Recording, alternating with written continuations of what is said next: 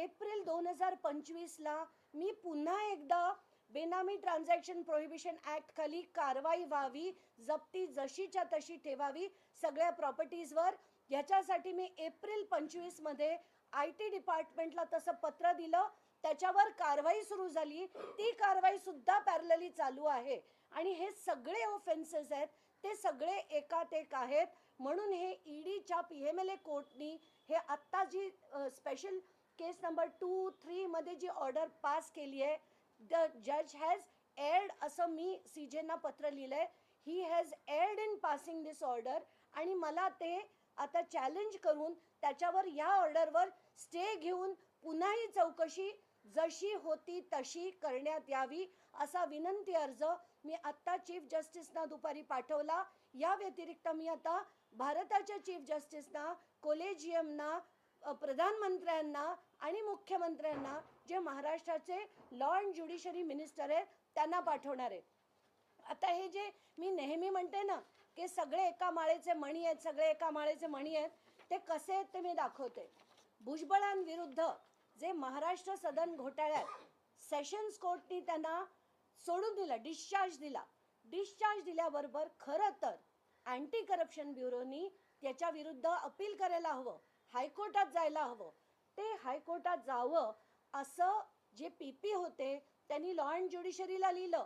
Law and ज्युडिशरीनी हा GR काढला 26 November 2021ला की आपल्याला हायकोर्टात ह्याच्या विरुद्ध अपील करायला हवं आणि ते मान्य झालं. त्याचा GR निघाला. त्यानंतर उद्धव ठाकरे सरकारने, म्हणजे मी कसं म्हटलं की हे सगळे एकत्र असतात, सगळी तुमची चूप माझी चूप, ती कशी आहे ती तुम्हाला दाखवते. त्यानंतर उद्धव ठाकरे सरकारने तातडीने म्हणजे 31 मार्च 2022ला हा GR कॅन्सल करा असा दुसरा GR काढला.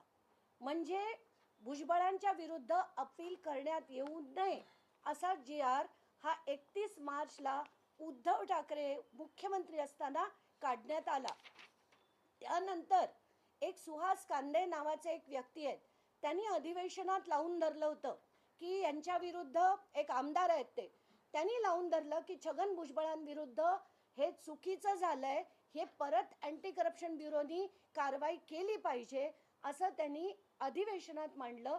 ज्याच्यावर फडणवीसांनी आम्ही लीगल ओपिनियन घेऊन हवं ते करू असं सांगितलं आणि त्याप्रमाणे खूप पाठपुरावा झाल्यानंतर एप्रिल 2023ला फडणवीस उपमुख्यमंत्री आणि शिंदे मुख्यमंत्री असताना पुन्हा एक GR निघाला. म्हणजे आधी GR निघाला, तो GR कॅन्सल झाला, पुन्हा GR निघाला की अँटी करप्शन ब्युरोनी महाराष्ट्र सदन स्कॅममध्ये अपीलमध्ये गेलं पाहिजे. पण याच्यावर 2023 ते 2026 कारवाई झाली नाही. मी स्वतः 2023 पासनं हायकोर्टात लढतीये.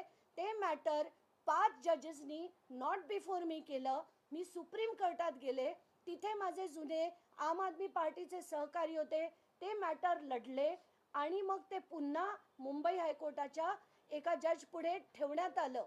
तेव्हापासून आत्तापर्यंत ते मॅटर पण चालू आहे. म्हणजे महाराष्ट्र सदन मॅटर सुद्धा संपलेलं नाही. असं सगळं असताना ही ईडीची केस बंद करणं, कारण याचा दुसरा अर्थ काय होईल की हे बाकीच्या ज्या चौकशा चालू आहेत, मग ती बेनामीची असो, डिस्प्रपोर्शनेट ॲसेटची असो, हे डिस्चार्जचं माझं जे रिव्ह्यू टाकलंय या सगळ्यावर ह्याचा चुकीचा परिणाम होईल. म्हणून मी